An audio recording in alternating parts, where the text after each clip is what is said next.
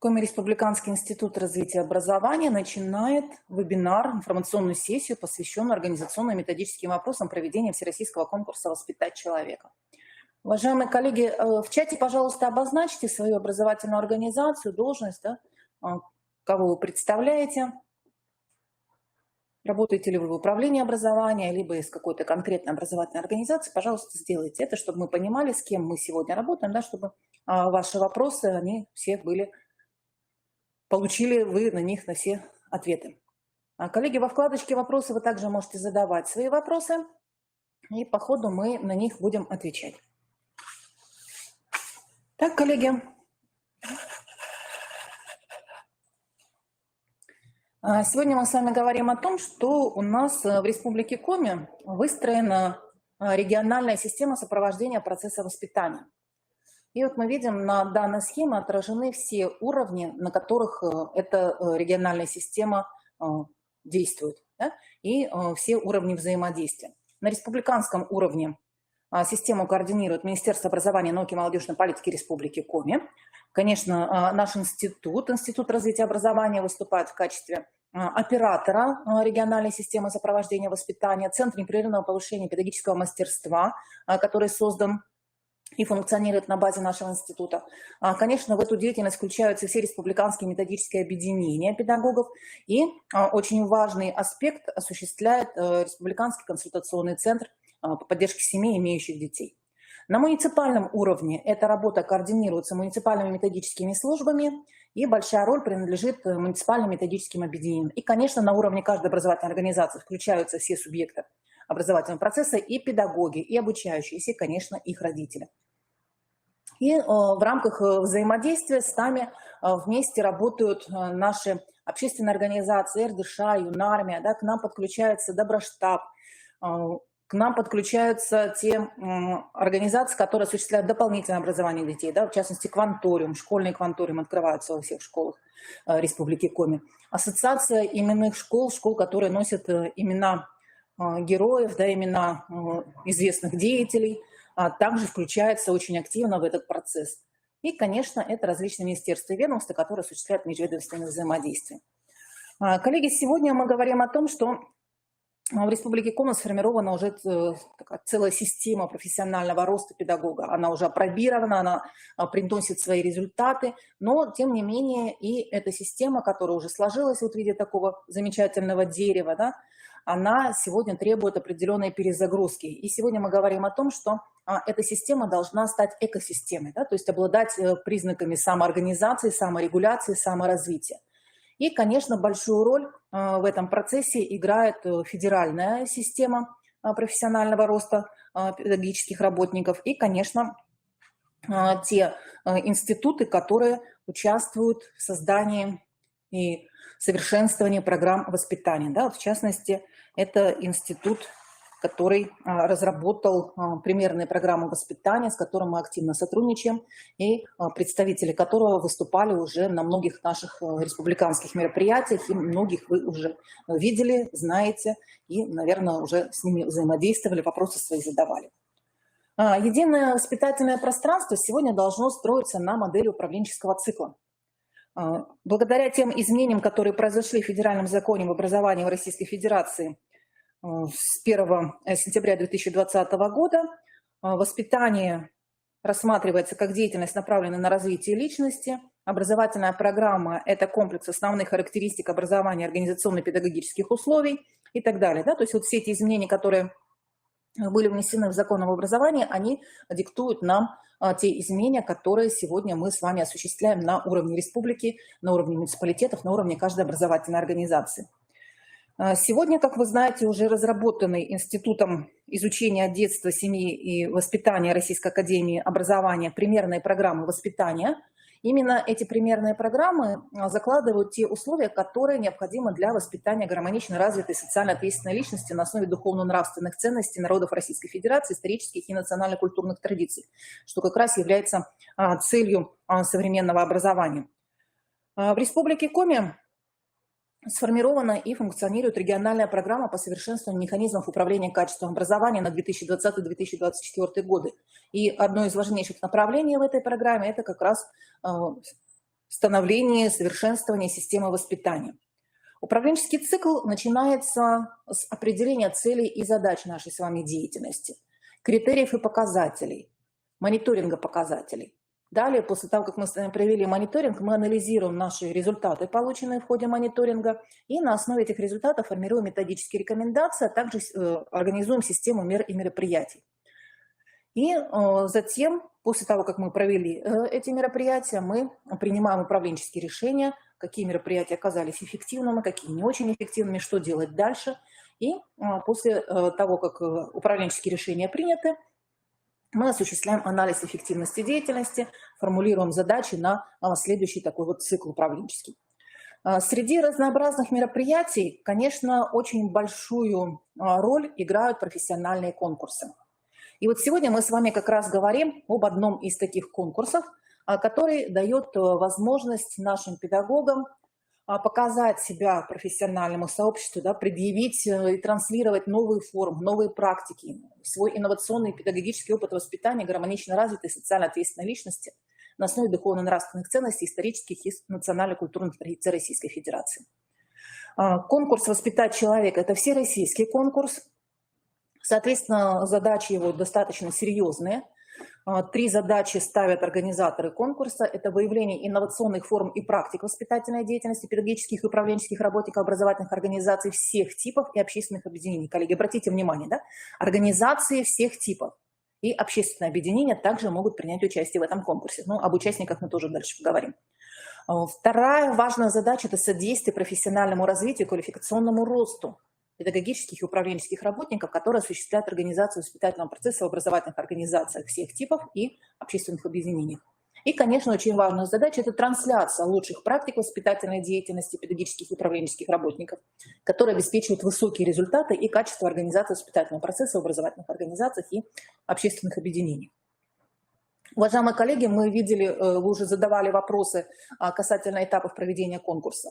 Да, первоначально первый заочный этап, он планировался с 25 августа по 10 октября, но организаторы продлили сроки, поэтому сегодня мы с вами проводим вот этот вебинар для того, чтобы вы имели возможность свои наработки на конкурсе представить.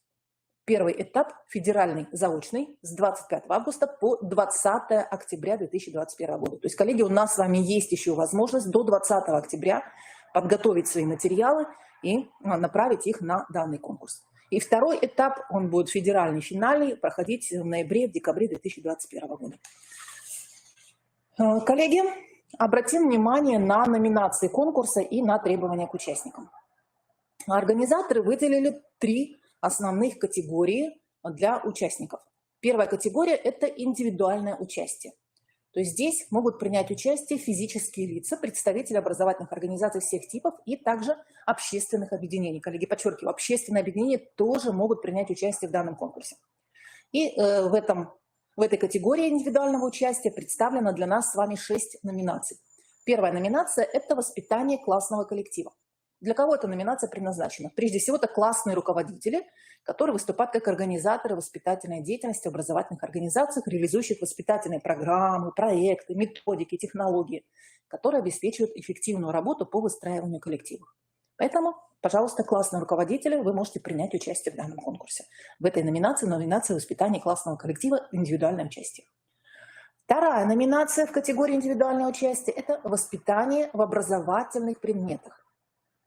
То есть здесь уже в этой номинации могут принять участие преподаватели образовательных организаций всех типов, которые осуществляют воспитание детей в образовательном процессе. То есть каждый учитель-предметник может принять участие в данной номинации воспитания в образовательных предметах. Третья номинация в данной категории индивидуального участия – это воспитание личностей. Обратите внимание, это номинация для тренеров, для педагогов, для тьюторов, для других сотрудников образовательных организаций или общественных объединений. То есть те коллеги, которые осуществляют организацию, реализацию индивидуальной образовательной траектории обучающегося. Да? То есть вот воспитание личности – это индивидуальная воспитательная образовательная траектория. Следующая, 4-я номинация в первой категории индивидуального участия – это номинация «Воспитание с помощью медиапространства». Очень интересная номинация, в которой могут принять участие сотрудники и образовательных организаций, и общественных объединений, те, кто реализует успешные практики, направленные на формирование личности, и все те, кто использует в своей работе средства массовой коммуникации. Да? То есть это представители пресс-центров, телевидения, радио, кино, видео, интернет и другие средства массовой коммуникации. Если вы в своей практике используете, то, пожалуйста, эта номинация может быть вам рекомендована. Отдельная номинация, посмотрите, 5-я, представлена как лучший руководитель школьного музея. Во многих образовательных организациях у нас есть школьные музеи, и вот как раз руководители и представители музеев общеобразовательных организаций, которые осуществляют воспитание в условиях музейной среды, могут принять участие в этой номинации. И 6-я номинация в категории индивидуальное участие – воспитание на повороте пути. Коллеги, у нас с вами проходил конкурс по выявлению лучших практик, по профилактике деструктивного поведения, девиантного поведения. Вот как раз, если вы попробовали силы в этом конкурсе, вы можете принять участие в данной номинации. Эта номинация предназначена для тех сотрудников образовательных организаций, общественных объединений, которые уже имеют свой положительный опыт в устранении отрицательных и в развитии положительных качеств личности. Для того, чтобы, опираясь на положительные качества личности, гармонично формировать личность и мотивы ее деятельности. Коллеги, первая категория была для индивидуальных участников, да, то есть отдельный педагог может принять участие в данной категории. Вторая категория – коллективное участие. То есть могут принять участие в данном конкурсе не только отдельные педагоги, но и целые команды.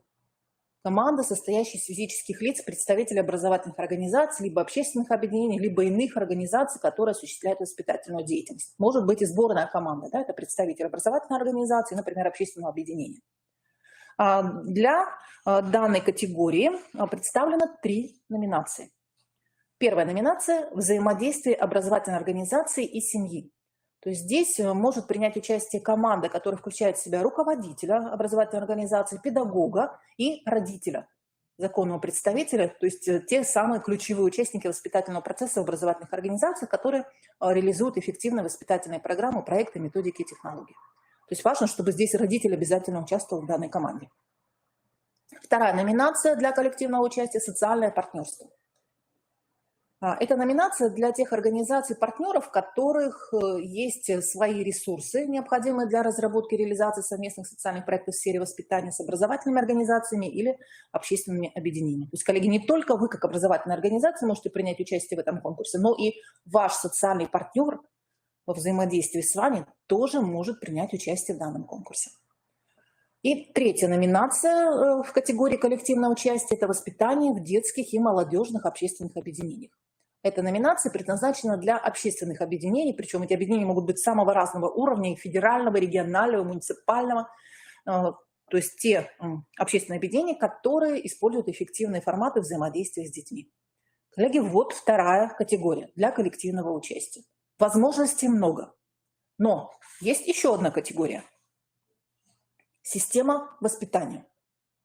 Эта категория уже для образовательных организаций, которые представили свои рабочие программы воспитания.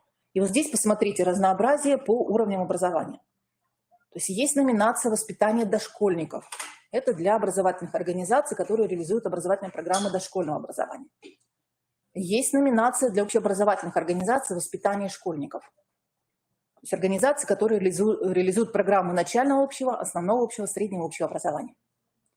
Третья номинация представлена по воспитанию студентов СПО, то есть для профессиональных образовательных организаций, которые реализуют программы среднего профессионального образования. И четвертая номинация – воспитание студентов вузов, то есть для организаций высшего образования, которые реализуют программы высшего образования.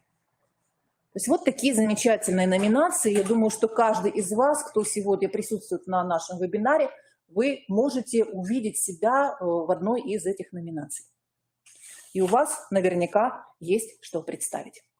Итак, кто может стать участником конкурса? Вот те требования, которые к участникам конкурса предъявляют организаторы, примерьте их на себя и оцените, сможете ли вы стать участником конкурса.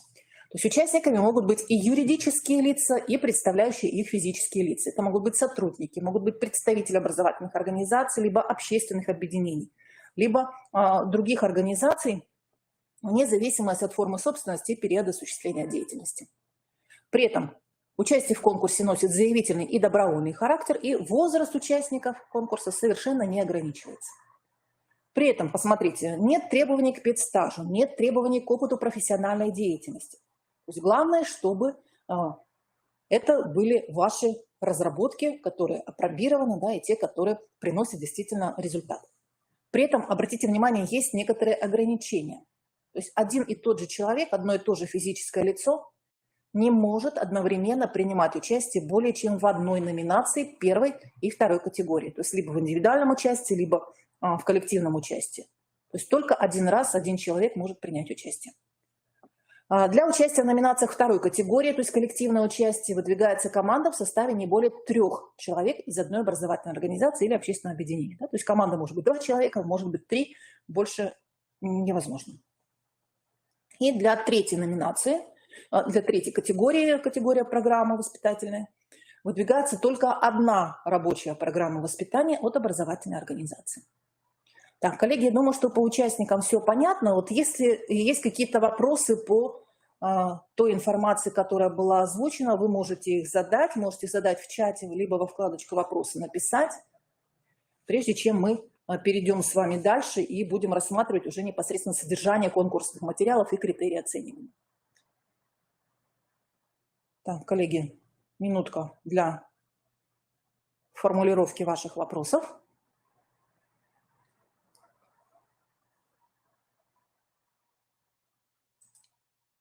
Так, вопросов нет. Тогда мы движемся дальше. Итак, что необходимо представить участнику в номинациях первой категории для индивидуального участия?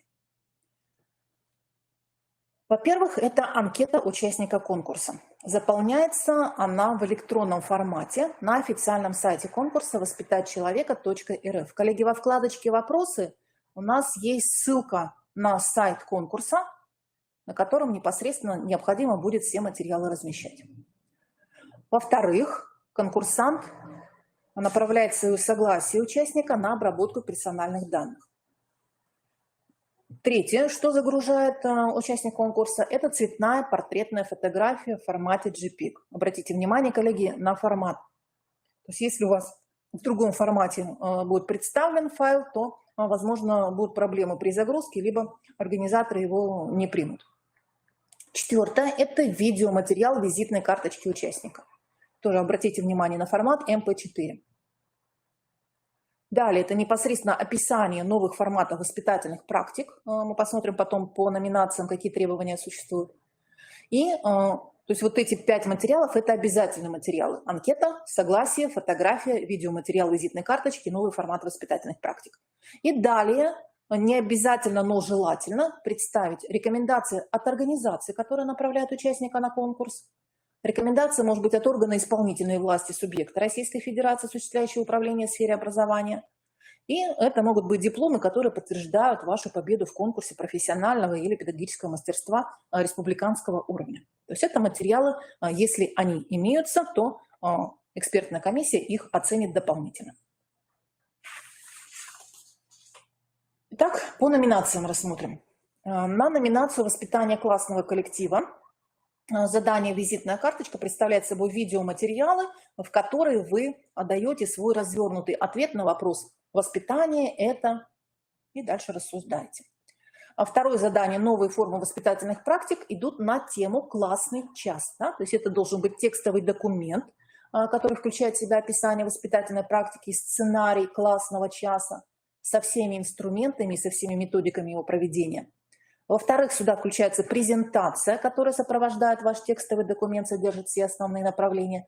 И в-третьих, это видео, которое отражает объективные сведения о положительных сторонах вашей воспитательной практики, о процессе и о результатах реализации практики в жизни. Да? То есть это может быть видеозапись вашего классного часа, да, и так далее. Это материалы по номинации «Воспитание классного коллектива». Следующая номинация – «Воспитание в образовательных предметах». Здесь также первое задание – это ваша визитная карточка с ответом на вопрос «Воспитание – это?». И второе задание – новые формы воспитательных практик идут на тему «Сценарий урока». То есть если в первом случае, да, это был классный час для классных руководителей, то здесь мы говорим уже непосредственно о сценарии урока, который также представляется в 3 составных частях. Да, это текстовый документ, в котором идет описание вашей воспитательной практики и конспект урока с инструментами, методиками проведения. Это презентация, которая сопровождает текстовый документ, и это видео, которое отражает объективные сведения о положительных сторонах воспитательной практики.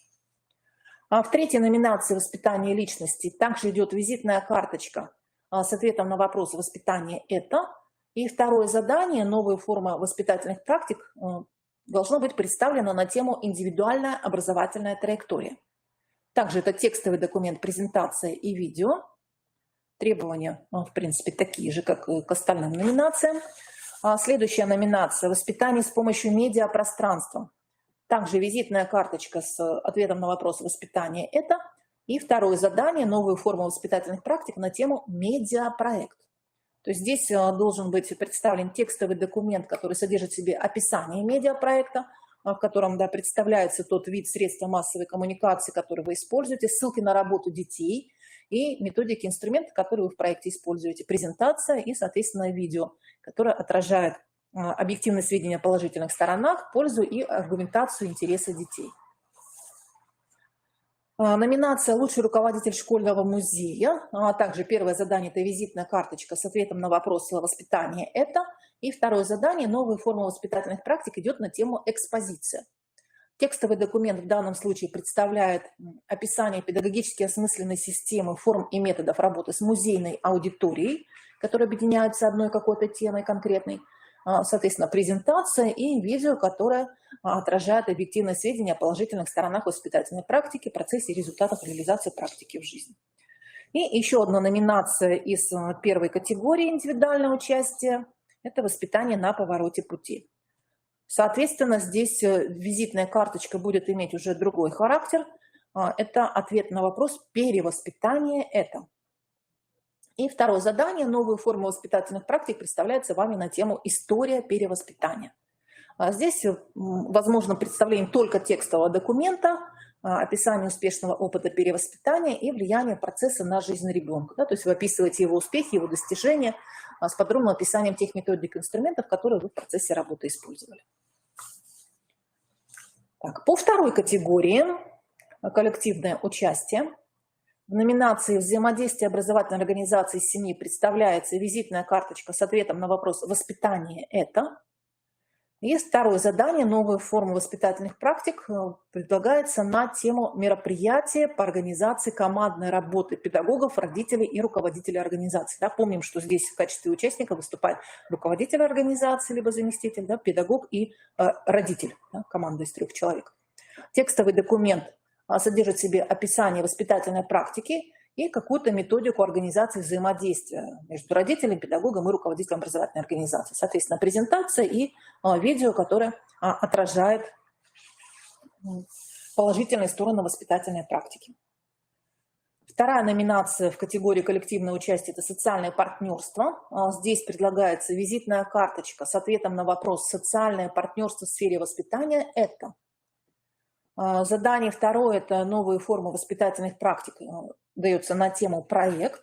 Здесь должен быть представлен текстовый документ, который содержит в себе описание проекта, который реализуется в рамках социального партнерства с использованием различных инструментов и методик, презентации и, соответственно, видео. И 3-я номинация «Воспитание в детских и молодежных общественных объединениях». Здесь визитная карточка идет с ответом на вопрос «Траектория воспитания – это?». И 2-е задание «Новые формы воспитательных практик» предлагается на тему «Воспитательная траектория по формированию ценностей гражданина Российской Федерации». Также 3 компонента: текстовый документ, презентация, видео. Текстовый документ содержит в себе описание воспитательной практики и саму воспитательную траекторию с подробным описанием тех инструментов и методик, которые вы используете для того, чтобы формировать у ребенка ценности гражданина Российской Федерации. По 3-й категории номинации «Воспитание дошкольников», «Воспитание студентов вуза и СПО». Здесь только одно задание – программа воспитания. Да? Соответственно, вы представляете саму программу воспитания в виде текстового документа с описанием основных положений.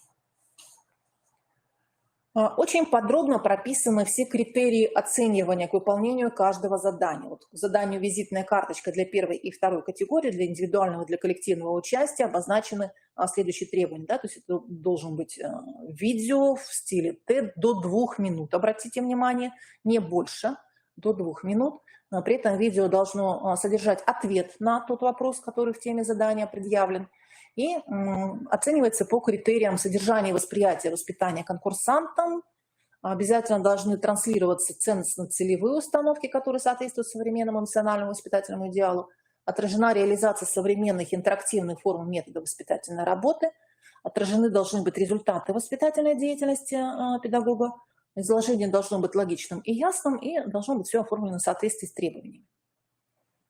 Соответственно, можно набрать определенное количество баллов. Для выполнения задания номер 2 «Новые формы воспитательных практик» для номинаций первой и второй категории также предъявляются требования. По текстовому документу, видите, да, это требование формата А4, объем не более 35 тысяч символов. 1/3 документа должна содержать описание формы воспитательных практик, не считая титульного листа, и 2/3 – это сама система воспитательных практик. Ориентация книжная должна быть не альбомная, поля по 20 мм, шрифт 14, Times New Roman и так далее. Все рисунки должны иметь вид картинок.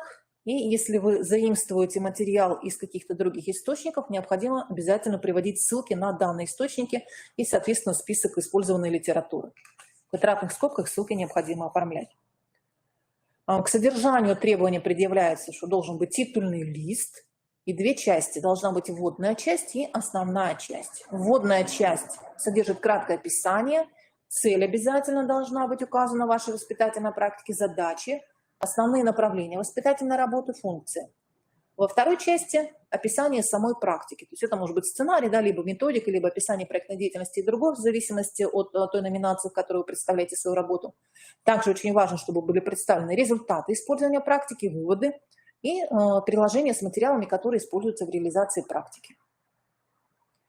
И даются следующие критерии оценки текстового документа: актуальность и соответствие содержания теме, соответствие требованиям оформления, глубина, логичность, ясность изложения, степень обоснованности выводов, степень проработанности, важный момент, да, инновационность опыта. То есть это должна быть именно ваша разработка, инновационная, не повторяющая никакие другие предыдущие разработки. Должна соответствовать выбранная форма поставленным целям, задачам воспитания, и выбранная форма должна быть обоснована. Обратите внимание, коллеги, на требования к презентации. Выделены требования по оформлению, по содержанию и критерии оценки. Количество слайдов от 10 до 20. Единый стиль оформления. При этом, коллеги, на сайте конкурса есть шаблон. Вы сможете его сегодня тоже скачать. На слайдах должны быть поля. Размер шрифта не менее 20, а лучше больше, чем 24 пункта. И на каждом слайде должен содержаться логотип конкурса. Ну, шаблончик мы потом попозже посмотрим. При этом, да, вот к содержанию требования, что должен быть обязательно титульный лист, должно быть содержание, основные направления текстового документа с подробным описанием практик, заключения и выводы, список литературы. Ну и, соответственно, будет оцениваться содержание, соответствие содержания вашей презентации, содержание текстового документа, да, то есть они должны быть друг с другом соотноситься, соответствие требованиям оформления, техническая часть, понятный язык изложения информации, логика, подбор информации, да, хорошо, если у вас используются различные графические иллюстрации, диаграммы, графики, фотографии и другое. И, конечно, важно, чтобы презентация соответствовала поставленным целям, задачам воспитания. И требования к видео, то есть не к визитке, а именно к видео, которое идет к описанию задания второго. Видеоролик должен быть длительностью не более 3 минут, формат MP4, содержание должно отражать объективные сведения о положительных сторонах воспитательной практики, о процессе и результатах реализации практики в жизни. Да? То есть это может быть фрагменты, обзор занятий, мероприятий, интервью с участниками и другое. Я думаю, что здесь вы сами сможете предложить какие-то интересные варианты. Должно ваше видео соответствовать содержанию текстового документа, соответствовать требованию оформления, быть оригинальным, содержательным, обладать информационной насыщенностью, Звуковое сопровождение должно соответствовать видео и фото рядом, и чтобы ваше видео можно было применить на практике. И в номинации, в категории программы воспитания, да, обозначены требования к программе воспитания. К оформлению программы и к содержанию программы. Титульный лист, название организации, наименование документа, год, реквизиты автора, пояснительная записка с основными составляющими программы воспитания, особенности организуемого в школе воспитательного процесса, цели и задачи, виды, формы содержания деятельности, основные направления самоанализа воспитательной работы и обязательно план воспитательной работы организации на 21-22 учебный год. Итак, коллеги, вот таковы основные требования к программе воспитания. И критерии оценки – это научно-методическая обоснованность, план реализации, соответствие требованиям, методы и формы реализации содержания воспитательных программ должны быть прописаны адекватно используемым видом деятельности, тем задачам, которые вы заявили. Психолого-педагогическая проработанность в рамках программы, критерии достижения цели, инструментарий, что те же анкеты и опросники, которые использовались для оценки уровней. Ожидаемые результаты при реализации программы должны быть прописаны, достигнутые результаты и эффективность выполнения программы. То есть, коллеги, на конкурс представляется программа, которую вы уже реализовали, да, и достигли каких-то результатов. И должен быть проанализирован и представлен учет всех ресурсных возможностей образовательного учреждения. И также отдельно оценивается масштабируемость и мультипликативность. Коллеги, все материалы вам необходимо будет загрузить через личный кабинет на сайте конкурса. Вот у нас Светлана задала вопрос, куда направлять материалы и в какие сроки. Ссылка на сайт. Все инструкции есть на сайте в разделе «Документы». Необходимо в личном кабинете зарегистрироваться. Вот здесь скриншотик представлен. Да, для регистрации у вас нужно будет придумать логин, да, указать свою фамилию, имя и свой электронный адрес. И на электронный адрес придет логин и пароль. Второй этап будет проходить на базе непосредственно уже федеральной. Пока еще в положении обозначено, что организаторы оставляют за собой право выбора, да, в каком это будет варианте, в очном либо в дистанционном, но пока планируется очное участие. Итак, конкурсные испытания очного тура. Да, первый тур финала конкурса проходит по номинациям, по тем, да, на которые вы направляли свои работы в рамках заочного тура. И 3 конкурсных испытания для конкурсантов предлагаются. Это публичное выступление, это мастер-класс и это тестирование. И затем уже по результатам первого тура очного проходят конкурсные испытания второго тура финала конкурса. Это будет решение кейсов в виде видеовопроса от детей. Это будет проектирование модуля программы воспитания. Да? То есть вот такие конкурсные испытания для участников очного тура. Итак, коллеги, очень важно, что если вы приняли решение участвовать в конкурсе, направьте нам, пожалуйста, эту информацию. Укажите номинацию, на которую вы планируете подавать, свою фамилию, имя, отчество, свою должность, организацию, конечно, да, электронную почту и телефон для того, чтобы мы с вами могли связаться при необходимости. Коллеги, конечно, мы готовы оказать вам методическую поддержку. Если у вас возникают вопросы, вы всегда можете к нам обратиться, и мы вам окажем помощь в подготовке всех необходимых материалов. Коллеги, сейчас мы покажем вам те материалы, да, которые представлены на сайте.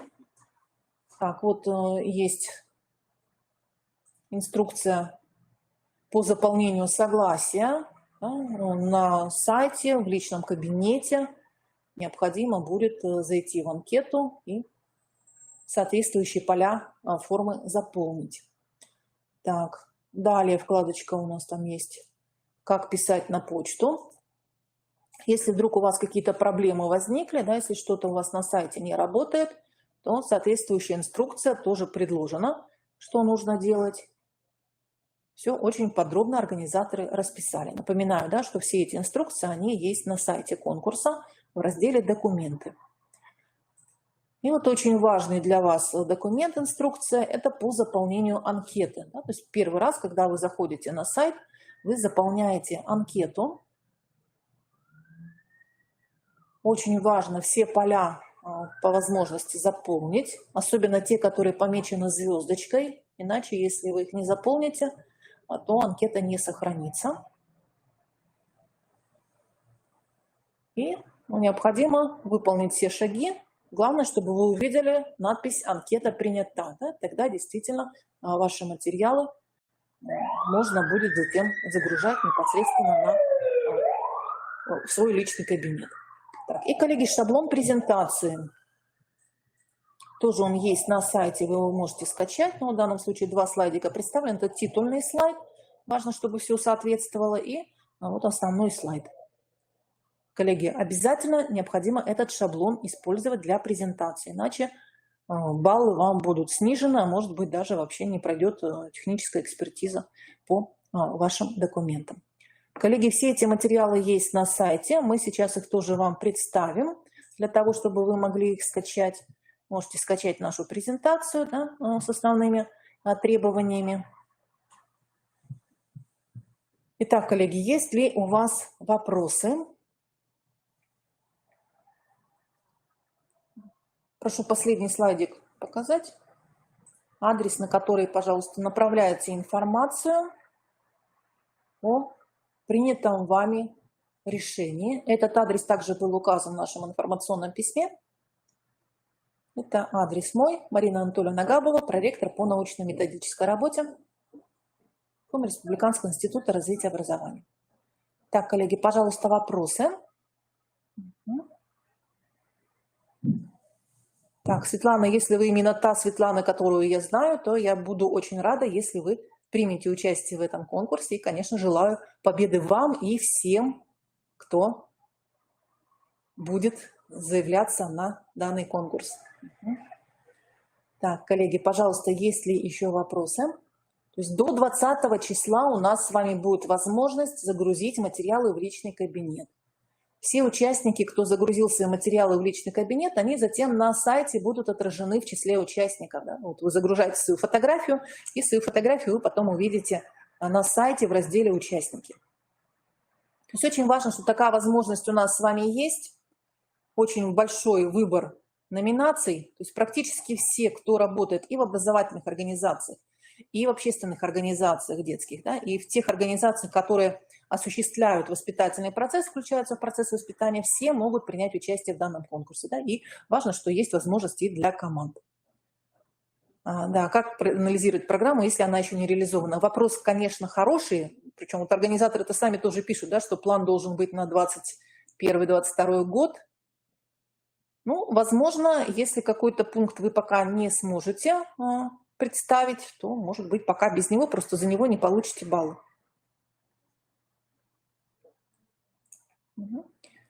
Коллеги, есть ли еще вопросы? Пожалуйста, задавайте, пока возможность есть.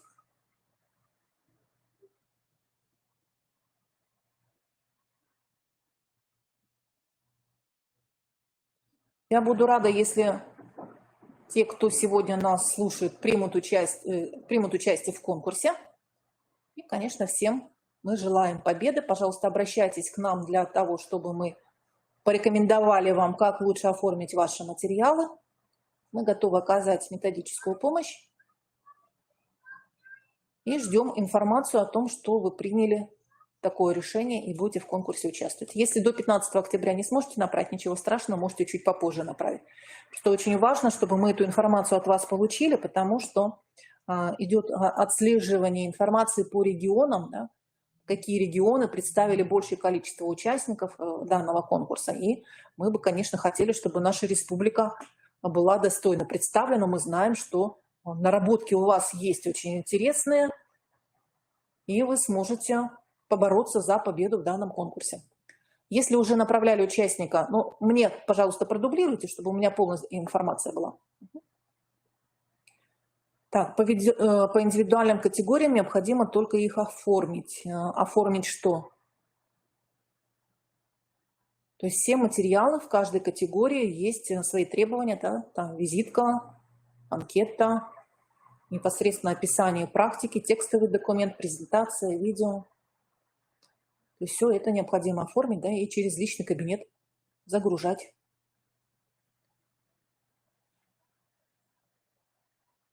По индивидуальным траекториям, да, оформляете хотя бы одну траекторию. Здесь, поскольку работа индивидуально идет с ребенком, да, то, соответственно, одну траекторию вы можете представить. Коллеги, есть ли еще вопросы?